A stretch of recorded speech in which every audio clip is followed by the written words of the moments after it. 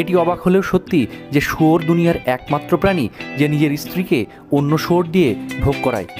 এছাড়া প্রাণীটি এতটাই নোংরা যে যার শরীরে রয়েছে অসংখ্য রোগবালাই আর জীবাণু। গবেষকরা বলছেন শুয়োরের শরীরে প্রায় 70 রকমের জীবাণু বাস করে। তাই অনেকেই খারাপ মানুষকে গালমন্দ করার সময় এই নোংরা প্রাণীকে ব্যবহার করে থাকে, বলে তুই একটি শুয়োরের বাচ্চা। এই একই উপমা ব্যবহার করেছিলেন সাবেক মন্ত্রিপরিষদ সচিব ও বিশিষ্ট অর্থনীতিবিদ, সবার শ্রদ্ধার মানুষ ডক্টর আকবর আলী খান। 2000 সালের জুন মাসে তিনি লিখলেন পরার্থপরতার অর্থনীতি, যার দ্বিতীয় অধ্যায়ের নাম রাখলেন শুয়োরের বাচ্চাদের অর্থনীতি। বইটি প্রকাশ পেয়েছিল ইউপিএল পাবলিকেশনস থেকে। এই প্রবন্ধে ডক্টর খান ব্রিটিশ আমলের আসানসোলের মহকুমা প্রশাসক মাইকেল ক্যারিটের কথা লিখেছেন। মাইকেল ক্যারিট তার সাথে এক পাঞ্জাবি ঠিকাদারের কথার বর্ণনা করছেন এইভাবে।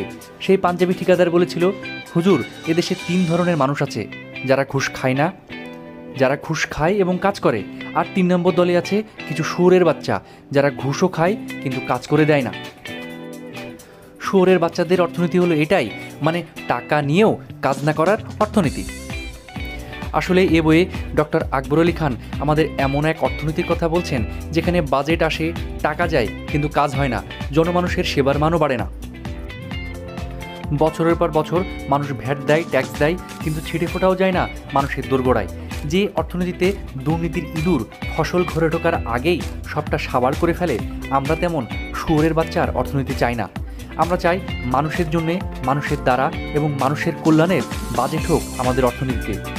জনাব ডক্টর আকবর আলী খান আমাদের ঠিক এই বোধের জায়গারই শিক্ষক।